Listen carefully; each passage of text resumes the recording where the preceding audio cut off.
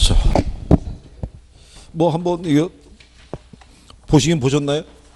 내용을?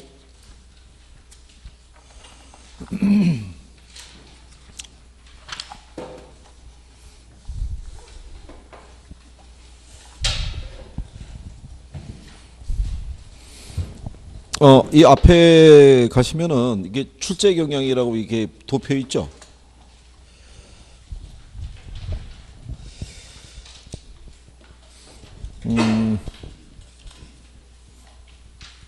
거기 도표 보시면은 그 1편에 총론이라고 있잖아요. 총론을 보시면 평균은 뭐 한 3년 정도 이렇게 보시면 총론은 평균 한 3문항에서 4문항. 근데 평균 3문항 나와요. 거기 명시한 대로 보시면은 부동산학의 의의는 그 26회 하고 28회 때 그죠?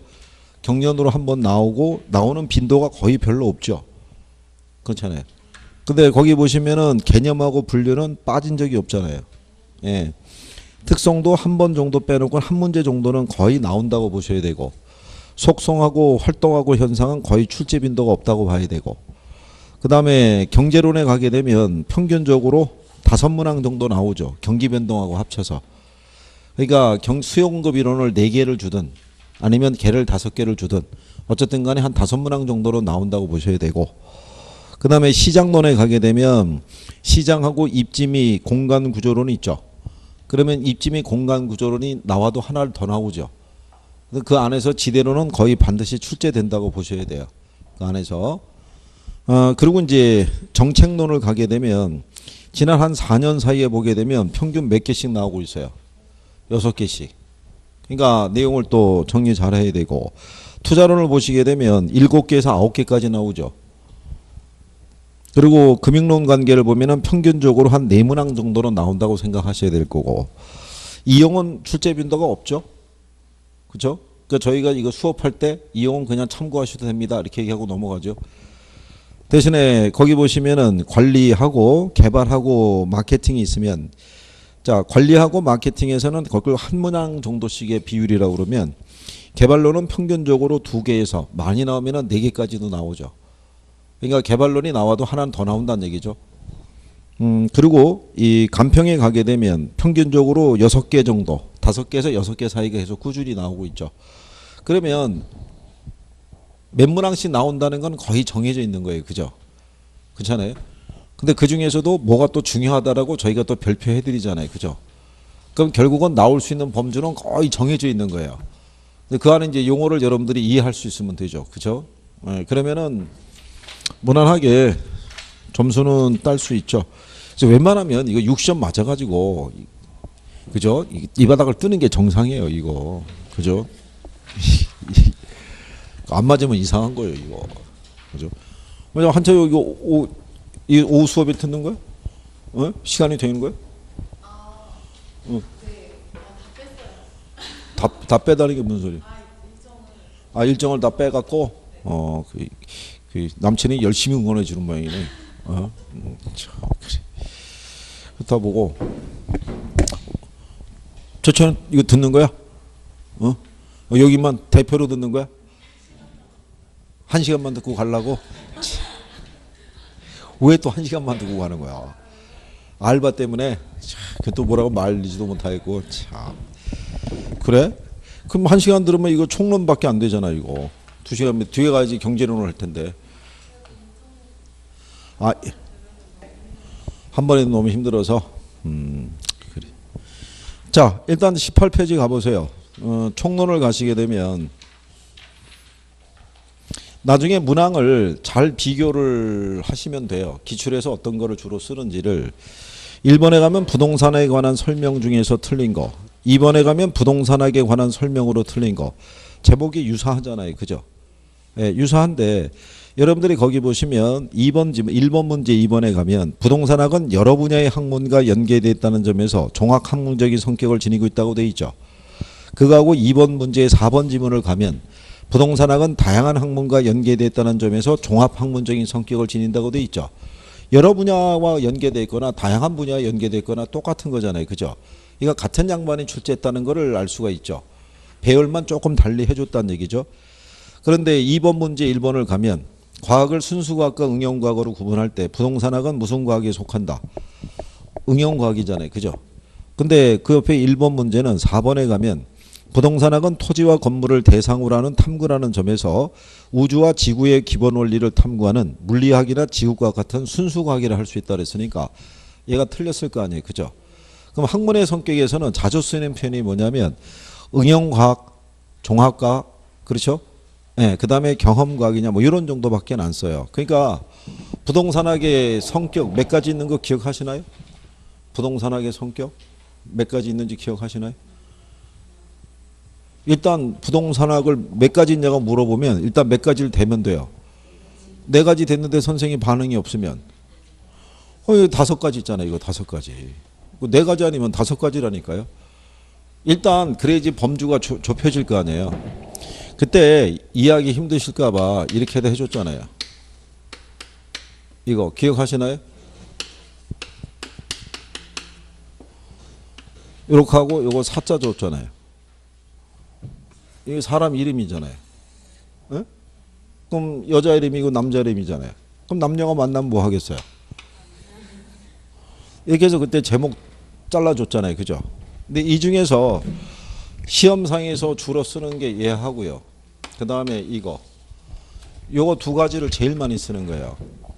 응용과학하고 그 다음에 무슨 과학? 종합과학. 그렇죠? 그러면 학문을 갖다가 순수과학과 응용과학으로 나누면 부동산학은 무슨 과학이다? 응용과학이죠. 이거는 말 그대로 순수하게 뭐만 탐구하는 거예요. 근데 응용과학은 요 이론이 현실에 어떻게 영향을 미치는지를 연구하는 학문이 응용과학이라고요. 그래서 부동산학은 무슨 과학이다? 응용과학인 거예요. 저게 이 부동산을 대상으로 하는 어떤 이런 여러 가지 원리나 이론을 도출해서 그게 인간 생활에 어떠한 영향을 미치는지를 분석을 하는 것을 무슨 과학이다? 부동산 과학이라고 그래요. 근데 부동산이라는 상품을 우리가 하나 만들려고 그러면 하나의 원리만 갖고는 안 되잖아요. 그러니까 법만 알아서 되는 건 아니고 경제적인 어떤 관점도 있어야 되고 공간 배치에 따른 기술적인 개념도 있어야 되고 그러니까 다양한 분야의 원리를 필요로 한다는 점에서 무슨 과학이다? 종합과학이다. 그런 정도로만 인지하셔도 문제를 풀 때는 별 지장이 없어요. 그리고 여기 문제가 결정 방법을 의사결정 접근 방법 부동산학의 접근 방법 아시죠? 네? 부동산학의 접근 방법. 거기 1번 문제 가면 5번 지문에 의사결정 접근 방법이라고 나오죠. 그 다음에 2번 문제 가게 되면은 3번에 종합식 접근 방법이라고 나오죠. 예, 요거 2가지 접근 방법에서는 그거 2가지 정도 알으시면 돼요. 간단하게.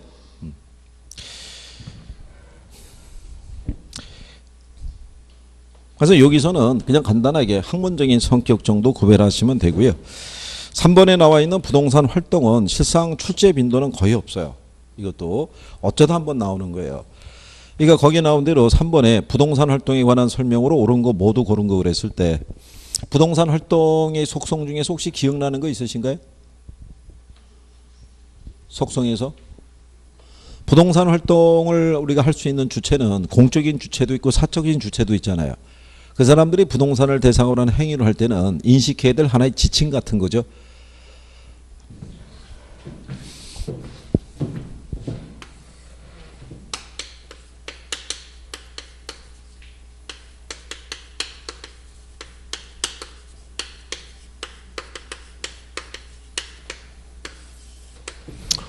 부동산 활동의 속성에서 여러분들이 배운 게 뭐 있었냐면 이런 거 기억 혹시 나시나요?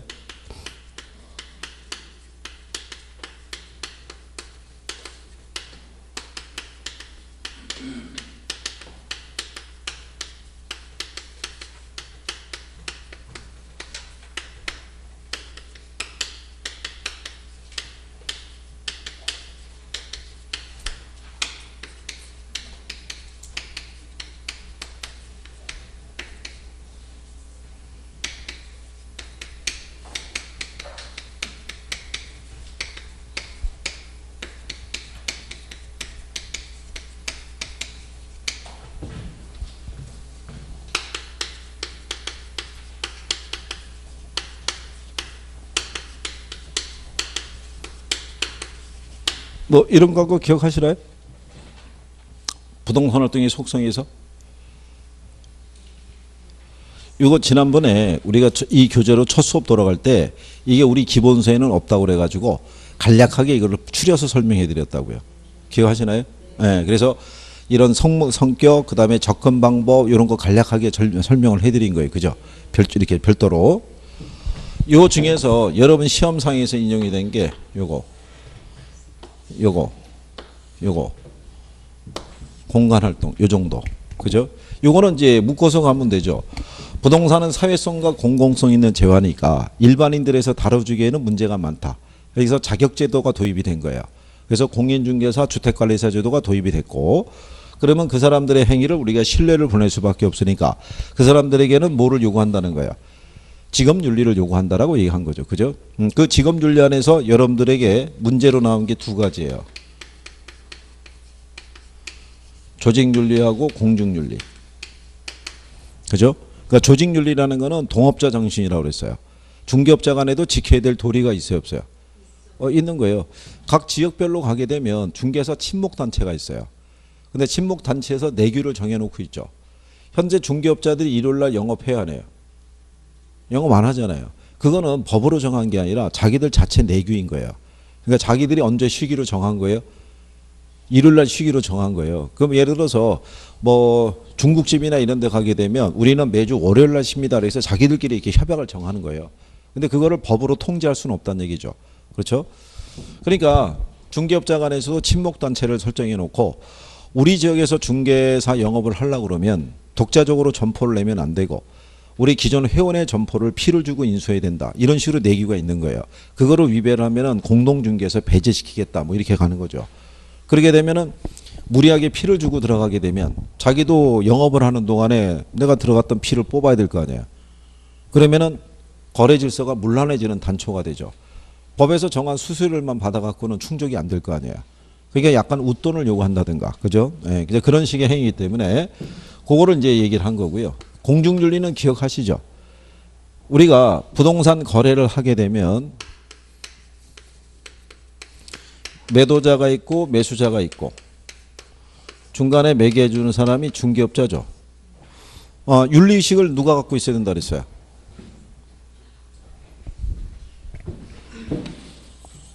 이게 공중윤리예요. 부동산 거래 활동에 참여한 사람들은 기본적으로 다 윤리의식을 가지고 있어야 돼요. 그렇죠? 예. 매도자는 비싸게 팔수록 좋을 거 아니에요. 그죠? 예. 그런데 불합리하게 거래 가격을 높여버리면 주변 부동산 시세에 악영향을 줄 수가 있죠. 이 아파트 단지에서 특히 왜 부녀의 입김이 세다고 그랬잖아요. 예, 부녀애들이 가격 담합을 조장해서 단지 앞에 있는 중개사들에게 압력을 가하죠. 우리 단지의 물건을 예를 들어서 4억 이하로 거래하면은 물건 안 줄 줄 알아라. 이렇게 압박을 가하는 거죠. 그렇게 되면 주변 단지도 영향을 받게 되는 거죠. 그래서 거래 활동에 참여하는 모든 사람들은 기본적으로 윤리의식을 갖고 있어야 되는 게 그게 무슨 윤리? 그게 공중윤리예요. 그죠? 그 다음에 대인 및 대물 활동을 우리가 얘기했었죠. 부동산 시장에 가면요. 토지하고 건물이 있으면 만약에 거래가 이루어지면 얘네들 움직여요, 안 움직여요? 안 움직이죠. 그럼 뭐가 움직여요? 에? 권리가 움직이죠, 권리. 권리의 주체가 사람이잖아요. 그죠? 그런데 물건은 물리적 실체인 토지와 건물이 있죠. 움직이지 못하니까 대물 활동의 연장선상에서 뭐가 필요하다? 임장 활동. 그럼 임장 활동을 뭐로 임장 활동이라고 그랬어요? 우리가 집 보러 다니고 땅 보러 다니고 이런 게 임장 활동인 거예요. 그렇잖아요? 얘가 움직이지 못하니까. 무슨 말인지 아시겠나요? 그래서 거기 3번에 보시면 옳은 거 모두 고른 거 이렇게 돼 있죠. 근데 항상 이런 박스 문제가 나왔을 때요. 기역, 니은, 디귿을 내서 이렇게 지문으로 나오면은 요건 난이도가 쉬운 거예요. 요거는 왜냐하면 1번 기역에 보면 공중지표 지하를 포함하는 몇 차원 공간을 대상으로 해요. 3차원. 그러면 일단 기역은 들어가야 돼요. 그죠? 그러면 기역이 안 들어가 있는 3번, 4번, 5번은 답이 아닌 거예요. 그러면 번호가 두 개로 압축이 되잖아요. 그럼 니은을 갔더니 사회성 공공성 있는 재산을 다루므로 거래 당사자는 윤리적으로 행동할 필요가 없으나 부동산업자에게는 높은 윤리성이 요구된다는 했으니까 얘 틀렸을 거 아니에요. 공중윤리라는 거는 다 윤리식이 있어야 되잖아요. 그럼 자동으로 답은 2번이 되죠. 그러니까 박스 문제 이렇게 기역, 니은, 배열이 나온 거는 난이도가 쉬운 거예요. 같은 배열이더라도. 그러니까 그런 거는 여러분들이 평상시 숙달이 되셔서 1번 기역 지문을 하나 풀고 난 다음에 지문에서 제거를 해야 돼요. 그러면 일반적인 문제 같으면 번호가 2개로 압축이 될 거예요. 그럼 우리가 5개를 놓고 선택하는 거하고 둘 중에 하나를 선택하는 거는 둘 중에 하나 선택하는 게 시간이 더 빠르죠. 네, 그런 식의 배열을 하셔야 돼요. 그래서 거기 여러분들이 보시면 미음의 부동산 활동을 임장 활동으로 규정하는 근거는 부증성이라는 특성과 대인 활동이라는 속성 때문이다니까 틀렸다는 얘기죠. 그러니까 부증성이 아니라 부동성이라는 특성과 대인 활동이 아니라 대물 활동의 연장선상에서 무슨 활동을 임장 활동을 필요로 한다는 얘기죠. 물리적 실체로서의 토지와 건물은 움직일 수가 없잖아요. 그래서 이 대물 활동의 연장선상에서 뭐가 임장 활동이 필요하다 이런 얘기예요. 뭔 말 아시겠죠? 그럼 요거는 왜 간단하게 설명하냐면 선생들이 문제 내면 여기서 낼 게 별로 없어요. 저희도 문제 내봐서 알지만. 그리고 결국 냈던 데서 조금 바꿔주는 것밖에 없어요. 그러니까 무난하게 풀 수 있다는 얘기죠. 우리가 앞에서 간단한 거는 간단하게 넘어가는데요. 경제에 들어가면은 좀 천천히 이렇게 해볼 거예요. 그죠? 이게 풀어서. 그래서 뭐든지 간에 개선이 돼서 경제 문제가 나오면 어느 정도는 자신이 있어야 되잖아요. 그죠? 또 투자를 풀 때도 또 웬만한 건 계산은 안 하더라도 웬만한 것도 자신이 생겨야 되잖아요. 그죠? 그래야지 이게 비용 지출을 하고 이 시간을 보낸 그 어떤 보람이 있는 거죠. 그죠? 솔직히 오후 시간 힘들어요. 이거 힘들어요. 이거 힘들어서 집중하기도 쉽지 않고. 그죠? 그래도 어떡하겠어요. 그죠? 예? 어느 순간에 갑자기 누군가를 원망하고 싶어지기도 해요. 누가 나를 이 바닥으로 내몰았을까? 그죠? 예. 근데 가만히 생각해 보면 결국 내가 온 거예요. 내 발로. 그렇죠? 그때로 돌아가고 싶으실 거예요. 카드를 줄 때부터 그 주는 그 순간에 다시 걷어들여서 잠깐 생각하고 다시 오겠다고 하면은 참 편할 텐데. 근데 또 희한한 게 뭐냐면 이 바닥에 한번 들어오면 쉽게 또 못 나가요. 합격하기 전까지는. 참 희한한 거예요. 그죠? 그게 얼마나 억울하냐고요. 그게. 그러니까 빨리 해서 나가는 게 제일 좋은 거예요. 빨리. 그 다음에 이제 23페이지 한번 가보세요. 그리고 해설상에서는 여러분들이 혹시 응용과학하고 그 다음에 순수과학 있죠. 예, 고관계를 해설을 조금 참고하시면 20페이지 있죠. 예, 20페이지에 가면 거기 하단에 경험과학, 사회과학, 응용과학 이렇게 돼 있죠. 그래서 순수과학과 응용과학에 대한 설명이 잘 돼 있으니까 그거 한번 읽어보시면 무난하게 정리할 수 있을 거라고 보고요. 23페이지에 가면 우리가 수업 시간에 해드린 건데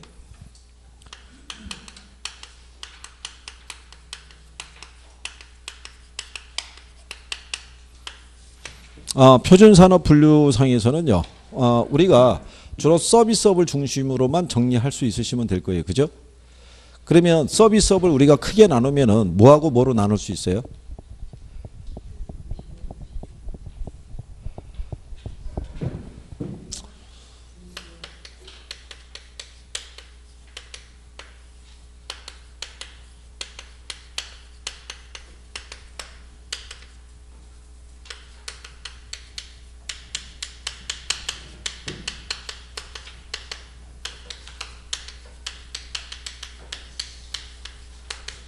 이렇게 크게 나눌 수 있는 거예요. 권리업하고 중개, 자문 및 감정평가 이렇게. 여기서 요게 신설이 된 거예요. 뭐가? 자문이라는 게 요게 개정이 되면서 요게 작년 1월 1일자로 개정이 돼서 얘가 들어간 거예요. 얘가. 그리고 여기서 이렇게 자르게 되면 관리업 있죠. 예, 관리업에 들어가 있는 게 2개가 있어요. 2개가. 또 참고로 보시면 표준산업분류 위쪽으로 가게 되면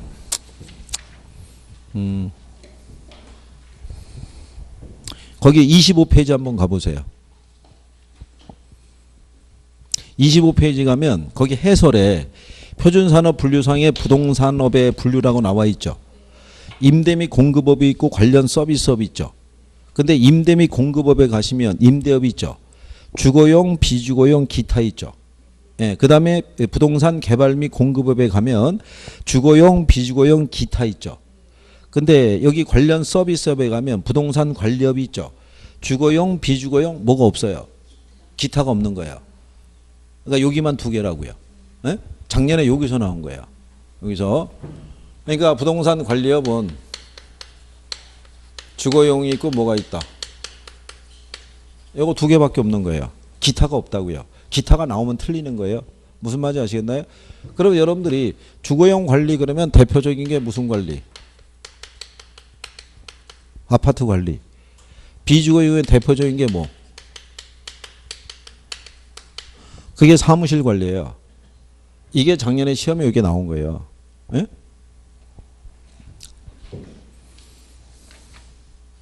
그리고 일단은 여기 자문 및 감정 평가업에 가죠.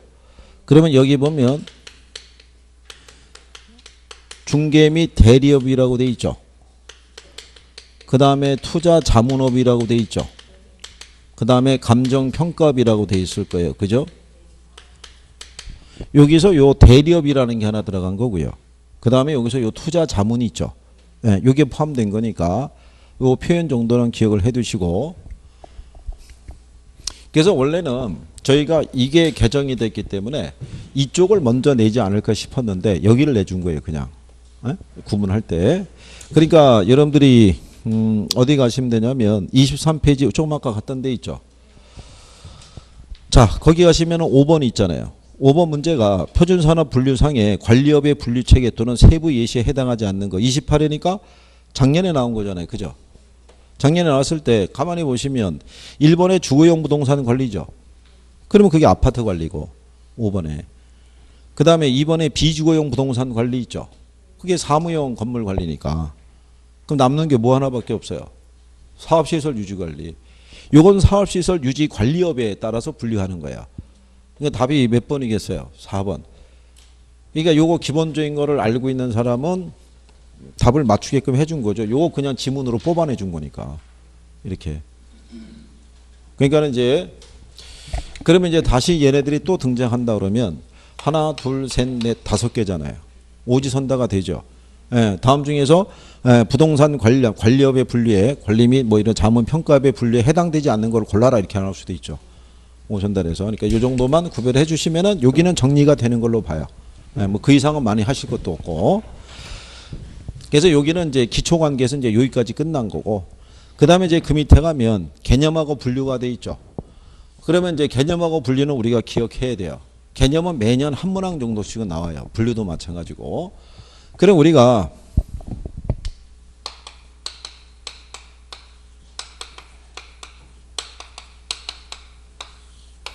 자, 우리가 여기 수업 들어가면은 부동산 개념은 크게 몇 가지로 분류해요. 개념은 몇 가지로. 에? 우리가 복합 개념 아시죠? 복합 개념 하면은 뭐 얘기해요? 법경기 3가지. 기술적, 경제적. 자, 여기서 다시 또 기술적 개념 몇 가지 있어요? 약간 모르면 몇 가지? 몇 가지부터 출발하면 돼요? 4가지. 에? 4가지 뭐 있어요?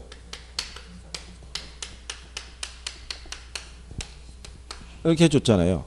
공자가 바라본 경치 그래가지고 공이 뭐다? 공간, 이거 자연, 얘는 환경, 얘는 위치. 그러면 경제적 개념은 몇 가지 있어요? 일단 기준이 4가지예요. 4가지. 4가지인데 4가지 불러봤는데 선생님 반응이 없으면 몇 가지로 부르라고 그랬어요? 5가지 있다니까. 얘는 5가지. 우리 이렇게 해줬잖아요. 이거.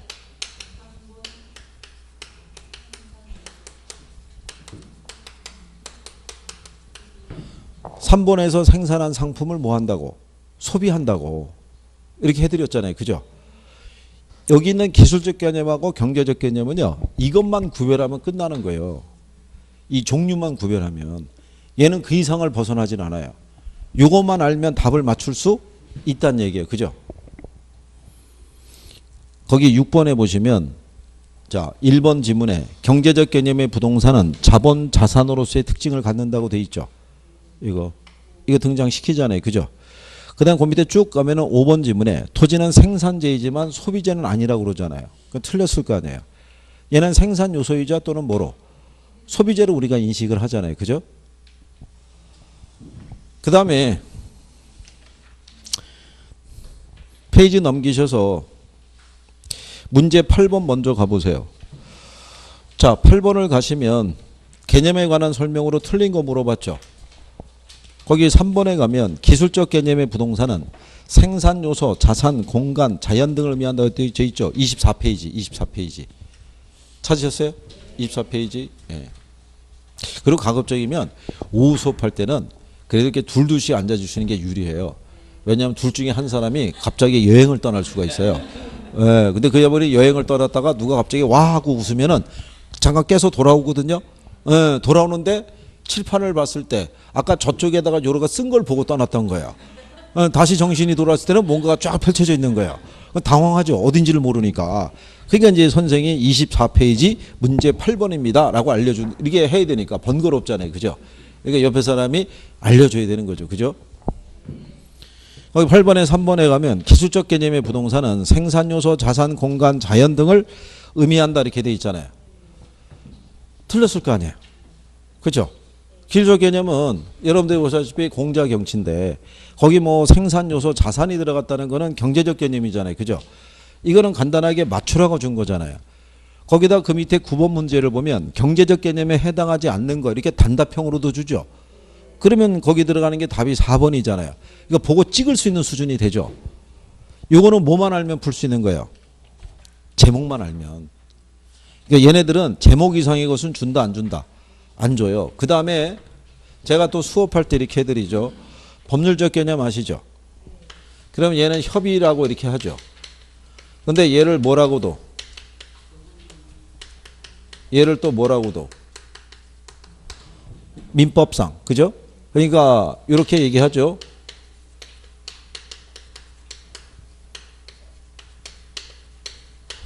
자, 협의의 부동산이란 토지 및 정착물을 말한다. 그죠? 좁은 의미의 부동산이란 토지 및 정착물을 말한다. 민법상 부동산이란 토지 및 정착물을 말한다. 이걸 번갈아 가면서 쓰는 거예요. 그러니까 여러분들이 문제 보시면 자 23페이지 6번 문제 있죠. 앞 페이지로 오도록해서 6번 봐보세요. 6번의 2번 지문을 보면 좁은 의미의 부동산은 토지 및 정착물을 말한다 이렇게 해놨잖아요. 그러면 뒷페이지 넘어가셔서 문제 8번 보잖아요. 거기 2번 지문에 가면 민법상 부동산은 토지 및 그 정착물을 말한다 이렇게 해놨잖아요. 그러면 누가 봐도 이거는 같은 양반이 낸 거죠. 2번 지문에다 한 번은 좁은 의미 한 번은 이 민법상 이렇게 했다는 얘기는 그렇지 않겠어요? 그러면 이 양반들도 무슨 얘기냐면 문제를 많이 여러 가지 유형어를 바꿔서 내기가 힘들어요. 결국 자기가 냈던 것도 있죠. 검증된 문제니까 거기 안에서 표현을 조금 바꿔주는 거예요. 그리고 번호 배열을 바꿔주고 그렇죠? 그러니까 이런 거 나오면은 틀리면 돼야 안 돼요. 그러니까 이게 대답은 참 잘하신단 말이죠. 이게 그래서 다시 아니 자 그다음에 여기 광희의 부동산 있죠. 광희의 부동산은 협의의 부동산에다가 무슨 부동산을 합해요? 준 또는 무슨 부동산? 의제 부동산. 그럼 아까 여러분들이 준지대라고 배우셨죠. 예, 이게 준이라는 표현이 들어가는 것은 요 엄밀히 말하면 요 뒤에 게 아니라는 거예요. 뒤에 게 아닌데 얘 준에서 취급하겠다는 거죠. 그래서 여기 있는 이제 준부동산이라고 얘기를 하면은 특수한 동산들이에요. 그죠? 얘네도 별개의 등기, 등론, 등록의 공시수단을 갖고 있죠. 예, 그거를 갖추게 된 것은 얘들도 담보물로서의 가치를 부여하는 거겠죠. 그래서 얘네들이 감정평가의 대상이 된다 그래서 우리가 감정평가상에서 뭐로 평가해야 돼, 무슨 방법으로 평가해야 되는지를 배웠잖아요. 공장재단하고 광업재단 아시죠? 걔들은 무슨 방법으로 평가한다 그랬어요? 우리가 그때 우리가 이거 했잖아요.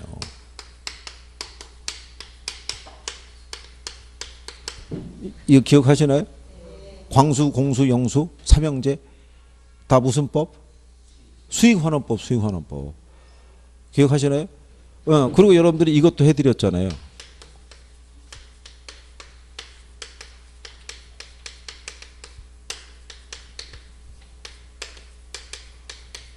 예, 20톤 이상짜리니까.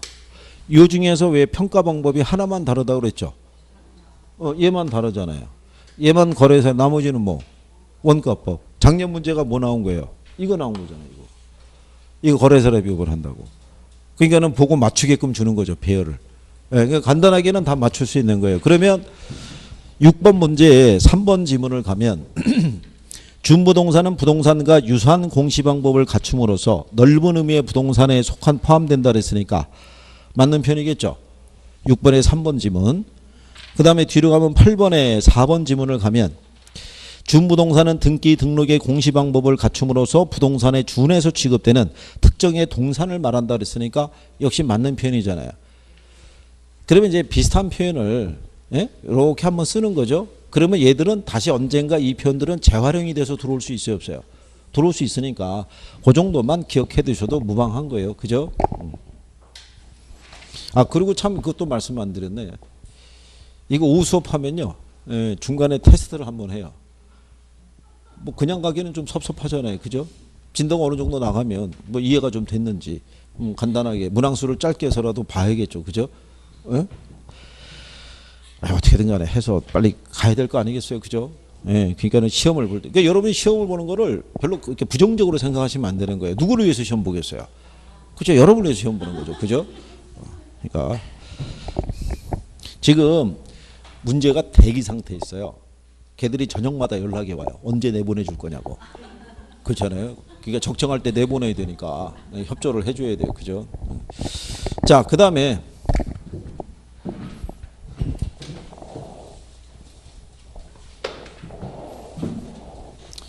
그리고 여기 지금 문항에 대한 부분이요. 적은 거는 단원으로 비교하게 되면 문제가 몇 개가 없는 기출문제인데 몇 개가 없고 해설이 많이 들어가 있는 데가 있고 어떤 거는 문제가 그래도 좀 들어가 있는 게 있는데 쓱 봐서 야 이거는 정리를 해야겠는데 여기서 문항이 좀 부족하다 그러면 나중에 문제를 또 별도로 드릴 테니까 그걸로 연습을 조금씩 해보시면 될 거예요. 그때는 저기 뭐죠? 문제를 드릴 때는 답하고 해설은 별지로 해서 저기다 따로 붙이라고 그럴 테니까 본인들이 풀어보시고 그죠? 나중에 거기 있는 답지 이렇게 사진 찍어가지고 집에서 확인 한번 해보시는 그런 걸로 뒤에 답지하고 해설지 드리면 효과가 반감이 돼요. 풀다가 유혹을 받거든요. 뒤에를 봐야지 뭐 이렇게. 자,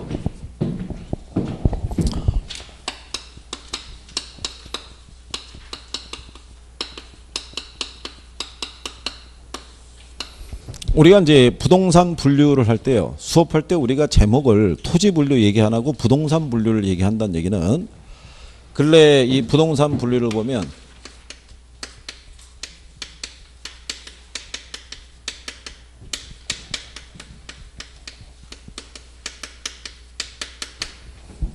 양쪽 다 출제하죠. 그러니까 우리는 거기에 대비를 해야 돼요. 그죠? 네. 자, 우리가 토지 분류할 때 자, 제일 처음에 하는 거는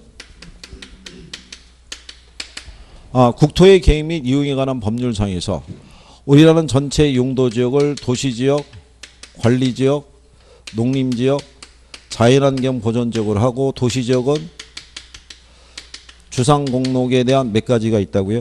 4가지가 있다고 이렇게 해드렸죠. 기억하시죠?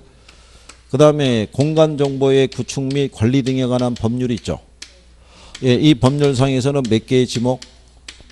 28개 지목인데 요 중에서 요거 2가지만 구별해 달라고 말씀드렸죠. 국어하고 뭐하고? 유지. 예, 요거 2가지를 쓰니까. 그러니까 요 정도만 알거든요. 왜냐하면 28개 지목을 학교에서 다 물어보진 않아요. 요 정도 하시면 되고. 그 다음에 이 부동산 활동상의 분류상에서는 일단 먼저 상대적인 애들이 있죠. 서로 성격이 좀 상반되는 애들 있잖아요. 구별되는 애들. 그렇잖아요. 그러면 걔들을 물어볼 때 주로 많이 물어보는 게 후보지하고 이행지, 필지, 획지, 법지, 빈지, 맹지, 대지, 그 다음에 휴한지, 유휴지 이렇게 상대되는 개념을 물어보고요. 그 다음에 단독으로 근래 등장했더니 누구냐면 포락지, 그 다음에 소지 이런 애들이 또 단독으로 이렇게 또 들어오기도 했던 거죠. 그러니까 요거를 내가 지금 현재 구별을 할 수 있냐를 살펴봐야 돼요. 요 정도가 정리가 되면 문제 풀 때 별 지장이 없는데 여기 후보지하고 뭐가 있어요? 후보지와 이행지를 구분하는 기준은 어떻게 돼요?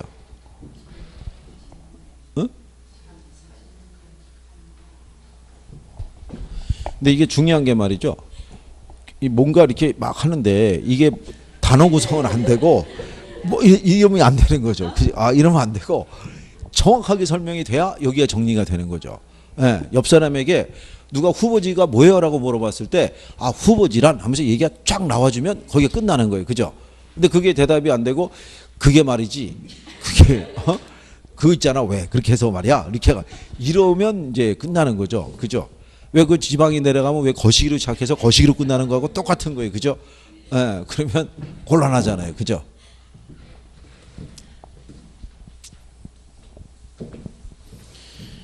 그러니까 우리가 일반적으로 농지 지역이 있고 뭐가 있어요? 택지가 있잖아요. 그죠? 그 우리가 택지 후보지로 지정이 된다는 얘기는 농지 지역 안에서는 토지의 용도를 어떻게 써요? 농지 지역 안에서는 밭으로 쓰거나 논으로 쓰거나 아니면 뭐를 과수원으로 이용하고 있잖아요. 그죠? 말 그대로 여기서는 건축을 할 수 있는 게 아니잖아요. 그럼 말 그대로 농지 지역에서 뭐로 바뀐다는 얘기는 택지 지역으로 바뀐다는 얘기는 무슨 용도로? 건축할 수 있는 용도로 바뀐다고 봐야겠죠. 그렇잖아요. 뭐를 지을 수 있는. 여기 가면은 주거 있고 그다음에 뭐가 있어요? 상업 그다음에 뭐로? 공업지역 이렇게 바뀌잖아요. 그러면 얘네들이 들어설 수 있는 땅으로 바뀐다는 거죠.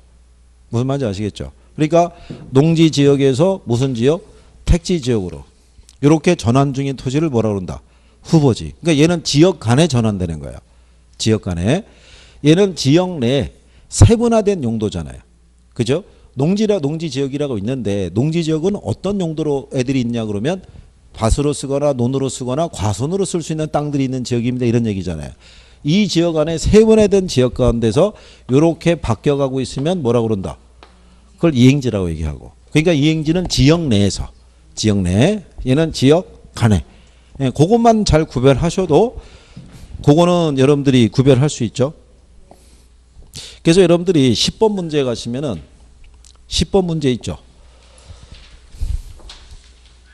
10번 문제 가면은 박스 있죠. 예, 박스에 가시면 자, 네 번째 줄에 B 다음에 29페이지죠. 10번에. 자, 용도 지역 상호 간에 지역 간에 전환되고 있는 거죠. 다른 지역으로. 그러면 우리가 뭐라고 그래야 돼요? 후보지라고 그래야 돼요. 지역 내에서 그죠? 지역 내에서 지역 간 용도 변경이 진행되고 있으면 뭐라고 그런다? 예, 그거를 이행지 이렇게 얘기를 하는 거죠. 자, 그러면 뒤로 30페이지 가서 문제 13번 가보세요. 13번에 가면은 박스 안에 하나, 둘, 셋, 네 번째 가면 다시 후보지라고 등장하죠. 자, 후보지는 임지지역, 농지지역, 택지지역 상호 간에 즉 지역 간에 다른 지역으로 전환되고 있는 토지를 뭐라고 그런다? 그걸 후보지라고 얘기를 해요. 그렇죠? 자, 그런데 페이지 넘기셔서 34페이지에 14번 문제 한번 가보세요.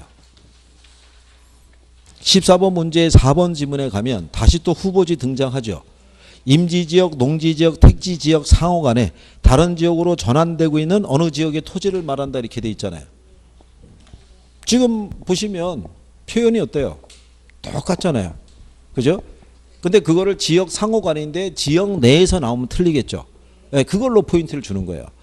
그러니까 그래서 왜 그러냐면 표현이 익숙해가지고요. 문장을 탁 보고 이게 맞다 틀리다가 빨리빨리 판단이 돼야 돼요. 그래야지만 문제 읽는 속도가 빨라지면서 시간을 많이 절약할 수 있는 거예요. 그래서 문제 읽으실 때 지문 이렇게 하나 있을 때마다 이렇게 두 번씩 읽고 그러면 큰일 나는 거예요. 응? 밑줄 쳐가면서 꼼꼼하게 두 번씩 읽으시고 밑으로 내려가 이러면은 나중에 한 25번 가면은 40분 다 돼가는 거예요. 그러면 아이고 이거 또 넘어가야 되는 거예요. 그러면 그 민법에 가면 또 지문 더 길잖아요. 그걸 또 세 번씩 추출면서 읽으면은 그거는 15번 넘기기도 힘든 거예요. 그거. 그럼 큰일 나는 거예요. 그러면 그냥 가기도 전에 그냥 쓰러지는 거예요. 그냥. 그죠? 뭔가 이제 한참 탄력보다 갖고 줄치기도 빨라지고 있는데 자 5분 전입니다 이런다고요. 난리 나는 거죠. 그러면. 그러니까 가만히 여러분들이 보시면 자주 등장한 애들은 계속 자주 등장해요. 예. 어쩌다 한번 등장한 애들은 그런 크게 신경 쓸 게 없는데 자주 등장한 애들을 가지고 우리가 정리하는 게 필요해요. 그죠? 그러니까 이런 개념을 내가 정리하고 있는지를 구별할 수 있으셔야 돼요. 그죠? 그럼 이제 물어보는 거죠. 여기 있는 필지하고 획지 있죠? 예. 이 중에서 토지의 등기자 등록 단위가 되는 건 뭐예요? 예, 필지죠. 이거는 토지 소유자의 권리관계를 구분하는 개념이고, 그러면 획지는 뭐를 구분하게 한 거예요? 획지는 이건 가격 수준을 구분하게 한 거죠. 감정평가상에서. 여기 일단의 토지가 이렇게 있다고 그랬을 때, 여기 로타리에 있는 요 토지들은 이 토지들에 비해서는 가격대가 어떻게 돼요? 비싸겠잖아요. 역세권에 있는 토지니까. 이렇게 묶어서 판단하는 게 뭐다? 획지라는 거죠. 그러니까 감정평가상의 용어인 거예요. 그죠? 네, 그래서 가격 수준이 비슷한 일단의 토지를 묶어서 평가할 때 걔들을 뭐라고 그런다? 획지라고 그래요. 그죠? 그러면 여러 개의 획지가 모여서 하나의 필지를 이룰 수도 있어요, 없어요? 그럴 수도 있죠. 하나의 획지, 하나의 필지에 여러 개의 획지가 또 성립이 될 수도 있어요, 없어요? 그럴 수도 있잖아요. 우리가 해본 거잖아요. 네 개의 필지가 모여서 하나의 공장 부지를 이룰 수도 있죠. 네, 하나의 필지인데 주거와 상업으로, 그죠? 주택과 상가가 들어서 있는 땅도 있잖아요, 그죠? 네, 그래서 그런 개념까지도 구별하시면 되겠고, 자, 여기 법지하고 빈지가 있으면요, 경제적 실익이 있는 건 어느 땅이에요? 네, 빈지가 이게 바닷가를 얘기하니까, 네, 바닷가 토지는 우리가 해수욕장 이런 거 설치 운영해서 수익을 낼 수 있는 구조죠. 맹지 대지 중에서 건축법상의 제약에 의해서 건축이 제한이 되고 정상 획지에 비해서는 가치가 낮게 평가되는 애가 있어요. 뭐가 되겠어요? 그럼 맹지죠. 예, 얘는 좁은 도로하고는 연결되어 있는 토지를 뭐라고 그랬어요? 대지 이렇게 얘기를 했고, 그 다음에 휴한자가 유유지는 구분하는 요령 알려드렸죠. 실휴자가 앞으로 나오면 정상적으로 쉬게 하는 애고 실휴자가 뒤로 들어가면 비정상적으로 쉬게 하는 토지다. 이런 것들을 우리가 정리한 거예요. 그죠? 낮지하고 건부지는 뒤에 문제 있으니까 그걸로 이제 구별하시면 되겠고, 포락지는 뭐를 포락지라고 그래요? 원래 논밭이었는데 비가 와서 침수돼서 지금은 물이 흐르는 땅으로 바뀌어버린 애들을 뭐 포락지. 소지는 뭐를 소지라고 그래요? 이 소자가 힐소자니까 개발되기 이전에 깨끗한 토지 얘기해요. 무슨 말인지 아시겠나요? 예, 그래서 기본적인 용어를 내가 정리하고 있는지를 구별을 할 수 있어야 돼요. 문제가 탁 나왔을 때.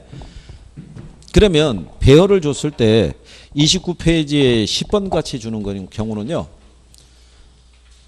요거는 순서 입각해서 맞출 수만 있으면 간단하게 나올 수 있는 거죠. 자, 토지의 건물이나 그 밖에 정착물이 없고 지상권 등 토지의 사용 수익을 제한하는 사법상의 권리가 설정되어 있지 아니한 토지를 우리는 낮이라고 그래요. 그 다음에 주거, 상업, 공업용지 등의 용도로 이용되고 있거나 이용 목적으로 조성된 토지를 뭐라고 그런다? 그걸 택지 이렇게 얘기하죠. 도시용 토지를 얘기를 하죠. 그 다음에 용도 지역 상호간에, 지역 상호간 그러면 후보지, 지역 내 그러면 뭐가 된다? 이행지. 그래서 이거는 이제 답을 3번으로 이렇게 이제 배열해 준 거고요.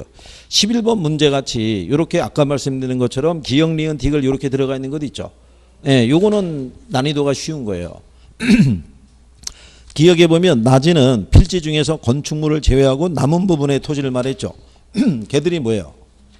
걔들이 공지잖아요. 그러면 기역이 틀렸다는 얘기죠. 그 순간에 1번, 2번, 3번이 답이 안 되죠. 기역이 들어가 있으니까.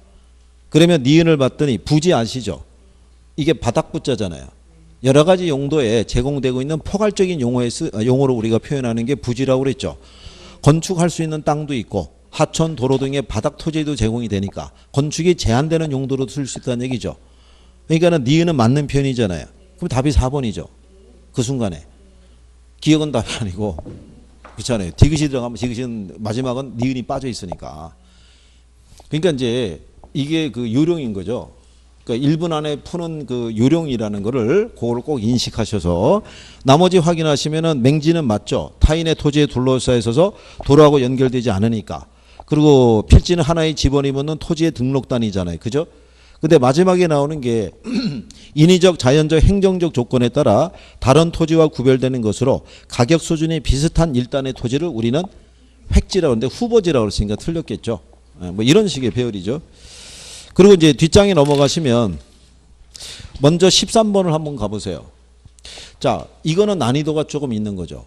앞에 문제에 비해서. 왜냐하면 이거는 옳은 게 모두 몇 개냐고 물어본 거죠. 그러니까 이거는 객관식을 가장한 주관식이라고 보시면 돼요.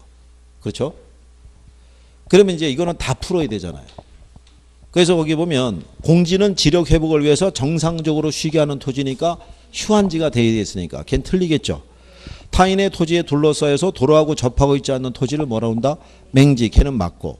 하나의 지번을 갖는 토지 등께 다니는 필지가 되겠죠. 그러니까 이런 식으로 상대적 개념에서 이렇게 바꿔서 내주는 거예요. 제목만 바꿔서. 천천히 알바 열심히 하고, 나중에 동영상 보고, 그래. 자, 그 다음에 임지지역, 농지지역, 지역 상호간에 전환되고 있으면 후보지잖아요. 그리고 법지는 소유권이 인정이 되지만 이용 실익이 없거나 적은 토지를 뭐라 그런다? 법지. 그러면은 올바른 건 모두 몇 개 돼요? 맹지 맞을 거 아니에요. 그렇죠? 그 다음에 뭐 후보지 맞을 거 아니에요. 법지 맞을 거 아니에요. 3개잖아요. 3개. 그러니까 왜 아까 제가 이렇게 지역 상호간에 전환되고 있으면 후보지고 이런 거 빨리빨리 캐치해야지만 이런 문제가 나왔을 때 빨리빨리 판단할 수 있거든요. 이거는 많이 풀어봐야지 숙달이 돼요. 그러니까 자기가 문장을 읽을 때 여기에서 틀린 거를 주더라 그러면 거기가 먼저 눈에 탁 들어오는 거예요. 그게 숙달이 많이 되셔야 돼요. 그러니까 문제를 많이 풀수록 유리한 거예요. 그 다음에 이제 그 위에 가는 건부지하고 나지 있죠. 제가 지난번에 그거는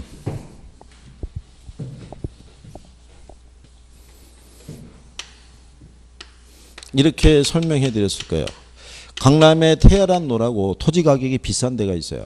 그럼 여기는 최이호 이용이 뭐가 되냐면 여기는 고층의 오피스로 이용하는 거예요. 그래서 여기 가면은 포스코 쌍둥이 빌딩서부터 고층의 오피스들이 즐비해요. 그죠? 그럴 때 여기 만약에 A지라는 땅이 있고 여기 만약에 이렇게 B라는 땅이 있는데 B라는 땅은 이렇게 3층짜리 건물이 있고 얘는 아무것도 없어요. 그러면 얘도 토지 가치가 10억이고 얘도 가치가 10억일 때 매수자는 얘를 살 때는 10억을 그냥 주고 살 거예요. 그죠? 얘는 사면은 바로 무슨 이용이 가능해요? 최이호 이용이 가능하죠. 근데 얘를 살 때는 매수자는 10억을 다 주려 하질 않을 거란 얘기죠. 여기서 뭐를 빼달라고 그러겠어요? 이거 철거비를 빼달라고 얘기하겠죠. 그러면은 건물로 인해서 토지의 가치가 어떻게 돼요? 낮게 평가되잖아요. 그죠? 네, 이걸 우리가 건부감가라고 그래요. 이 건물로 인해서 토지의 가치가 낮게 평가되는 거죠. 무슨 말인지 아시겠나요? 네, 수업 시간에 건부감가 얘기한 거 기억하시죠? 그러니까 거기 12번 문제 보시면 거기 1번하고 2번 지문이 있죠. 12번 문제. 그거는 나지의 개념을 분리시켜 준 거예요. 그러니까 원래는 같은 문장이었던 거예요. 나지란 지상의 건물 기타 정착물이 없는 토지로 지상권 등 토지의 사용 수익을 제한하는 사법상의 권리가 설정되어 있지 않는 토지인데 그걸 1번과 2번 지문으로 분리시켜 준 거죠. 네. 그래 놓고 거기 건부지 가격은 건부감가에서 나지 가격보다 높게 평가된다 그랬으니까 틀렸겠죠. 낮게 평가가 되겠죠. 그렇죠? 그래서 거기 5번 지문에 가면 건부지는 건물 등이 부지의 최이호 이용에 적합하지 못할 때 나지에 비해서 최이호 이용의 기대 가능성이 낮겠죠. 예, 그래서 이제 가치가 낮게 평가되는 거겠죠. 그래서 뭐 이런 정도도 여러분들이 쉽게 정리할 수 있는 그런 내용이죠. 예, 그래서 그리고 이제 뒤로 넘어가셔서 14번에 가시게 되면 이용 상태에 따른 토지 용어의 설명으로 틀린 거 그랬을 때 1번에 보면은 부지 또 등장하죠. 도로부지, 하천부지 같이 일정한 용도로 이용되고 있는 토지를 뭐라 그런다? 부지. 그 다음에 의외로 맹지 자주 들어오죠. 근데 맹지는 우리가 상식적으로 구분할 수 있잖아요. 도로에 직접 연결되지 못한 한 필지의 토지를 뭐라 그런다? 맹지. 그죠? 그리고 이제 거기 틀린 것 하게 됐었을 때 보시게 되면은 5번에 빈지는 물에 의한 침식으로 인해 수면 아래로 잠기거나 하천으로 변한 토지를 뭐라 그런다? 포락지 이렇게 얘기하죠. 그죠? 그런데 그 밑에 15번 문제 있죠. 요거는 몇 회 때 나온 거예요? 26회 때. 지금 우리가 푸는 거는 28회니까 작년 문제죠. 근데 15번 문제 보면 부동산 활동에 따른 토지의 분류 중에 지적 공부에 등록된 토지가 물에 침식되어서 수면 밑으로 잠긴 토지가 뭐냐? 이게 답이 포락지였잖아요. 이거를 다시 뒤집어서 문제 지문으로 배열로 깔아주고 다시 포락지를 답으로 유도한 거죠. 이게 갑자기 안 나오던 애가 있죠. 용어상에서 한번 등장을 하면은 걔는 또 한번 재활용 한번 하고 사라지는 거예요. 그러니까 근데 이것도 왜 그럴 수밖에 없냐면 웬만한 거 다 썼어요. 또 쓸 게 없어요. 28회까지 냈잖아요. 그죠? 그러니까 출제자들도 죽을 지경인 거예요. 그러니까 이게 포맷만 달리해서 막 내주는 거예요. 그러니까 여기는 그냥 맞추라고 주는 거예요. 어쩔 수 없이. 그러니까 이런 걸 우리가 놓치면은 데미지가 크죠. 근데 여러분들이 희한한 게 9월 달이 되면 여기를 자꾸 틀려요. 이쪽을. 그 여기를 왜 틀리냐면 이제 자신 있다고 생각을 해가지고 여기를 안 봐요. 버린다고요. 이제 이건 내가 자신 있어. 그리고 경제나 투자나 다른 거 열심히 하시는 거예요. 그다음에 이게 문제가 나오면 헷갈리는 거예요. 저게 그때 뭐라고 그랬었는데 그게 기억이 안 나네. 저게 막 이러면서 틀리시는 거예요. 그러면 그때 가서 다시 보려고 그러면 쉽지 않잖아요. 그죠? 그러니까 가끔 이제 지나가시면서 한 번씩 생각하시면 돼요. 그죠? 그리고 저기 그 16번 같은 문제는 이건 그냥 참고하셔도 돼요. 이게 지목에서 그때 한번 나왔던 때가 있었어요. 요게 지금 문제가 나온 게 그 19회 때 이렇게 나왔잖아요. 그때 한때 17회, 18회, 19회 이럴 때 지목 물어봤었어요. 근데 이거는 출제자가 약간의 위트를 발휘한 거예요. 지목에 해당하는 것 있죠. 예, 그 중에 땅지 안 들어간 애만 답이에요. 제방이. 일단 거기 있는 저수지, 유유지, 선화지 이런 것도 있죠. 특히 유유지, 선화지는 여러분들이 여기 있는 거잖아요. 토지 용어상에. 지목이 아니잖아요. 그러니까 이 양반이 여기서 이제 착각을 유도하려고 그 회심으로 넣는 게 뭐냐면 사찰용지인 거야. 종교용지지 사찰용지가 아니잖아요. 근데 불교를 강하게 믿으신 분은 사찰용지? 그래, 맞아. 이렇게 가는 거죠. 그분들이 틀리는 거죠. 이거 그때 당시에 수험생분이 그 양반이 이게 몰랐대요. 예, 몰랐는데 이렇게 봤더니 1번만 빼고는 다 땅지가 있더래요. 이거 이상하다. 그래가지고 1번을 찍었는데 그게 맞은 거예요. 물론 시어머니 따르들 때가 있어요. 그게 들어갔는데 그건 뭐라고 설명할 수가 없어요. 그러니까 사찰용지가 답이 아니라 종교용지라고요. 종교용지. 답이 1번인데 제방.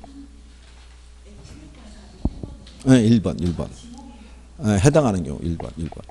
이게 무슨 얘기냐면 출제자가 4번을 사찰용지로 놓은 거는 원래는 종교용지인데 착각을 유도하기 위해서 사찰용지로 썼다 이런 얘기예요. 그걸 교회용지라고 쓰면은 좀 이상하니까 무슨 용지라고 사찰용지라고 쓴 거예요. 사찰용지라고. 제가 아는 저기 다른 학원의 그 원장님도 독실한 이 불교 신자예요. 그 이제 5월 달이 되면 4월 초파일 있잖아요. 그 대부분 빨간 날이면 주에 합반하거든요. 물어봤어요. 주에 합반인가요? 그랬더니 무슨 소리예요? 그날은 쉬어야죠. 이렇게 나가시는 거죠. 그래서 그날은 쉬는 걸로 낙찰을 본 거죠. 그래서 거기 계신 분들은 엄청 좋아해요. 그래서 학원 들어가면 초입서부터 불경 그 독경 스님의 독경 소리가 은은하게 퍼지는 과정에서 출발을 하니까 참. 자, 어쨌든 간에 그런 내용이고요. 그다음에 이 17번서부터 시작해 가지고요. 18번 있고 그다음에 뒤에 19번, 20번까지 있죠. 예. 여기서 이제 제가 그때 말씀을 드린 게 뭐냐면 18번에 가면 주택의 분류 중에서 공동주택의 유형으로 틀린 거 물어봤잖아요. 그래서 우리가 수업할 때 이제는 요 주택의 분류도 출제를 하니까 그래서 여러분들이 보시면 단독주택이 있고 그 다음에 뭐가 있어요? 네, 공동주택이 있잖아요. 그래서 단독주택 가면은 단독주택이 있고 그 다음에 뭐가 있어요? 다가구 있죠. 그 다음에 뭐가 있어요? 다중. 그 다음에 뭐 여기 다가구 같은 경우는 여러분들 아시다시피 원룸주택 이런 거 생각하시면 되고 그죠? 여기는 소유자가 한 사람이잖아요. 그죠? 여기는 다중은 고시원 같은 거 생각하시면 되고 그죠? 근데 이게 시장에서 거래할 때는 이 주택에 대한 개념이 없는 사람들은 속아서 매매할 수도 있어요. 이 층수만 보고 이렇게 판단하니까. 그런 것도 잘 봐야 되고요. 공동주택에 가게 되면은 자, 우리가 무슨 주택이 있다고 그랬어요? 연립주택이 있고 그다음에 뭐 아파트 있고 그죠? 그다음에 또 뭐 있다고 그랬어요? 다세대. 그리고 이제 기숙사 있고 그런데 그러니까 여기는 구분 소유죠. 그러니까 그 집마다 다 소유권이 다 따로따로 부여가 돼 있으니까. 그래서 여기서 우리가 지난번에 얘도 다가 들어가고 얘도 다가 들어가니까 여기를 구별하는 거는 요렇게 해드렸죠. 기억하나요? 아니 요렇게 따면 요 사람 이름 나오죠. 요런 이름을 갖고 있는 피겨 스케이팅 은퇴한 선수가 있잖아요. 그 친구가 이 대학교 출신이다라고. 원래는 이 반대 라이벌 대학교 출신인데 다가 있으니까 구별하는 기준으로 요 세 들어간 걸로 구별했었잖아요. 기억하시나요? 네. 이렇게 그 제목만 갖고 들어가면은 18번 문제가 풀리는 거죠. 거기 아파트 연립 다세대 기숙사니까 거기 들어가는 게 다중이 있잖아요. 네. 그러니까 4번이 답이 되는데 자, 그럼 18번의 답을 다중을 줬잖아요. 이게 21회잖아요. 그죠? 그럼 뒤로 넘기셔서 19번 문제를 가시면 자, 주택의 유형에 관한 설명으로 옳은 거 물어봤잖아요. 그죠?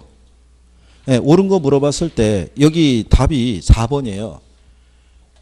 다중주택은 학생 또는 직장인 등 다수인이 장기간 거주할 수 있는 구조로서 독립된 주거 형태가 아니며 주택으로 쓰이는 바닥 면적 합계가 330평방미터 이하, 층수가 3계층 이하인 주택이다 그래서 걔를 답으로 출제를 했어요. 그죠? 그래 놓고 20번 문제가 작년에 나온 거죠. 그리고 다음에 법률적 요건을 모두 갖춘 주택을 물어봤죠.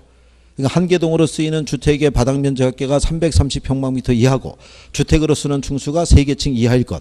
그렇죠? 그리고 독립된 주거의 형태를 갖추지 아니할 것. 실별로 욕실은 설치할 수 있는데 취사시설은 설치하지 아니하는 것을 말하고 학생 또는 직장인이 장기간 거주할 수 있는 구조. 그러니까 고시원 얘기하는 거죠. 다중주택이죠. 다중주택. 그러면 지금 에?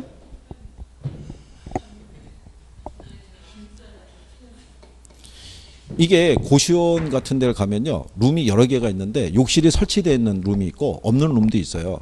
근데 취사는 공동 취사하도록 되어 있어요. 개별 취사는 안 되게 되어 있는 구조죠. 예, 그러니까 그렇게 표현하는 것을 다중주택이다 이런 얘기죠. 이게 표현을 좀 순화해서 다중주택 그러고 가로 열고 고시원 등 이렇게 해주면 사람들이 인식하기가 좀 빠를 거예요. 근데 그렇게 안 돼 있으니까. 그죠? 그리고 이제 다가구 같으면은 이제 원룸이라고 표시해 주면은 사람들이 쉽게 이해할 수가 있겠죠. 그렇잖아요. 그래서 이제 이렇게 해서 다중을 기초로 줬을 때, 근데 지난번에 얘기했지만 여러분들 시험은 그렇죠. 이제 4월이죠. 예, 조만간 이제 감정평가사 시험이 있어요. 1차 시험이. 예, 거기서 원론이나 부동산학 원론이라는 게 출제가 돼요. 원론이. 그리고 하반기에 여러분들이 이제 중개사 시험에서 부동산학 개론 시험이 나오는 거예요. 그게. 근데 상호 크로스 정도라고 보시면 돼요. 똑같이 나오진 않아요. 근데 문제는 부동산학 원론이 이번에 2번째 치르는 시험이에요. 2회. 근데 중개사는 이번에 29번째 치르는 시험인데 출제 요인이 똑같을 거예요. 예, 그러니까는 내는 걔네도 레일리의 소멸력 법칙 계산 문제 나와요. 걔네 똑같이. 여기서는 기본적인 거를 조금 더 올려준, 업그레이드 한 거예요. 그게. 그래서 작년에는 걔네가 여기서 냈어요. 공동주택에서 다세대인가를 출제를 했어요. 상반기. 그래서 하반기 여러분 시험에는 다중을 냈다고 그랬잖아요. 이렇게. 그러니까는 나중에 이제 필요한 거 있으면 제가 자료를 발췌해서 여러분들에게 다 줘요. 이렇게 해도 유형이 나올 수 있으니까 한번 접해보시라고. 그리고 이제 4월 달 정도가 되면 끝으로 이제 법 개정이 또 한번 이제 일어날 수도 있어요. 그거를 제가 이제 법 조문을 다 뒤져가지고 혹시 바뀐 게 있으면 여러분들에게 또 다 알려줘요. 그런 건 신경 안 써도 돼요. 그러니까는 그런 건 신경 쓰지 마시고 복습만 좀 해주시면 돼요. 예, 그러면 어떻게든 해볼 수 있어요. 그죠? 그러니까 여기 이제 지금은 주택도 낸다는 얘기잖아요. 예, 그러니까 기본적인 성격 정도는 익숙하게 해드리기 위해서 제가 이거를 문제로 다 줄 거예요. 문제로 박스 처리해서 이게 무슨 주택을 지칭하느냐 이런 식으로 다 문제로 물어봐주면 몇 번 풀다 보면은 포인트가 있을 거 아니에요. 그거만 하면 이제 자연스럽게 구별할 수 있으니까 지금 굳이 외우시거나 하실 필요는 없어요. 그냥 큰 틀에서 일단은 제목만 알아두셔도 돼요. 무슨 말인지 아시겠나요? 예, 그래서 기출에서 나오면 그렇게 푸시면 되고요. 그래서 이 정도의 논리 정도라고 보시면 되고요. 그 다음에 35페이지 가셔서 그 문제 17번 이제 보시게 되면 거기 옳은 거 물어봤잖아요. 옳은 거. 17번 문제. 찾았나요? 1번 지문에 가면 공간정보의 구축 및 관리 등에 관한 법령상 용수를 위해서 일정한 형태를 갖춘 인공적인 수로 뚝 및 그 부속 시설물의 부지의 지목을 국어라고 그러겠죠. 유지가 아니라. 그래서 국어하고 유지가 근래 들어오고 있어요. 그 걔네들은 제가 볼 때는 기억을 해 주시는 게 나을 거라고 봐요. 이거를 박스 처리해서 물어볼 수도 있다는 얘기죠. 예, 공시법에서 물어볼 만한 난이도는 아닌데 예, 학계론에서는 충분히 쓸 수 있는 난이도란 얘기죠. 그리고 3번 지문에 가면 택지지역, 농지지역, 임지지역 상호 간에 지역 간에 다른 지역으로 전환되고 있는데 이행지라고 했으니까 틀렸을 거 아니에요. 그건 당연히 후보지가 되겠죠. 그죠? 네. 그래서 그런 식의 내용으로 이제 문제를 출제해서 이게 좀 의외인 게 뭐냐면 이번에 건축법령상 용도별 건축물의 종류에 따라 운전학원 및 정비학원은 자동차 관련 시설로, 무도학원은 위락시설로 분류한다 이렇게 돼 있잖아요. 이걸 답으로 줬는데 2차까지 같이 공부한 사람이 아니고서라도 조금 상식이 있으시면은 갈 수도 있는데 그 당시 학생들은 이게 또 어려웠다고 그래요. 이게 어디까지 다 알아야 되냐면 2차 있잖아요. 거기 4번에 나오는 주택법령상 도시형 생활주택은 주택 외의 건축물과 그 부속 토지로서 주거시설로 이용 가능한 시설을 말한다 했을 때 이건 준주택을 얘기를 하잖아요. 4번은 도시형 생활주택이 아니라 무슨 주택? 준주택을 얘기를 하죠.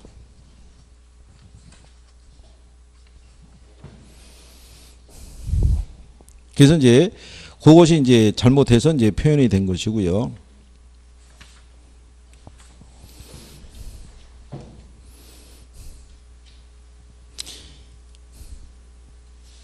그리고 이제 5번 지문에 가게 되면 국토의 계획 및 이용에 관한 법령상 문화재, 전통 사찰 등 역사 문화적으로 보존 가치가 큰 시설 및 지역의 보호와 보존을 위해서 필요한 지구에서 지정하는 것은 역사 문화 환경 보호지구로 지정한다라고 이렇게 표현을 하죠. 근데 여기는 중요 시설물 보호지구다 이렇게 해놨잖아요. 그죠? 그러니까 이거는 뭐냐면 2차 과목인 공법에 대한 것에 기본적인 지식이 있었을 때 풀 수 있겠죠. 그러니까 학개론만 배워갖고는 풀기가 어려운 거였어요. 이게. 그래서 이거를 17번을 내고 난 다음에 그게 또 항의가 빗발쳤다는 얘기죠. 네가 와서 풀어봐라 또 이렇게 나간 거죠. 그래갖고 조금 더 간결하게 바뀌기 됐다라고 이제 생각하시면 되고. 예, 그래서 일단은 그렇게까지 또 나오기는 어려울 거고요. 요거 정도 여기서 제가 뭐 뺐냐면 공간하고 기숙사 뺐잖아요. 그러니까 얘들은 나올 일이 없을 테니까. 그럼 나와서 바꿔주는 거는 요 정도에서 바꿔주는데 지금 얘는 쓸 만큼 썼잖아요. 다중을 더 내기는 이제 쉽지 않을 거고. 그러면 이제 단독주택에서 다중을 기준으로 해서 계속 출제를 했으니까 나머지는 요 중에서 나오는 것밖에 없는데 아파트는 내기가 뭐 할 거예요. 주거로 쓰이는 층수가 5계층 이상으로 딱 돼 있었기 때문에 그래서 연립 아니면 뭐 다세대 요걸 기준으로 해서만 정리 조금 해두시면 될 거예요. 자, 뭐 그런 정도고요. 그 다음에 이제 39페이지 가면 부동산 특성 나와 있어요. 여기는 중요 특성만 위주로 정리만 잘 하시면 돼요. 이제 잠깐 쉬었다가 이제 이거 하실 거고.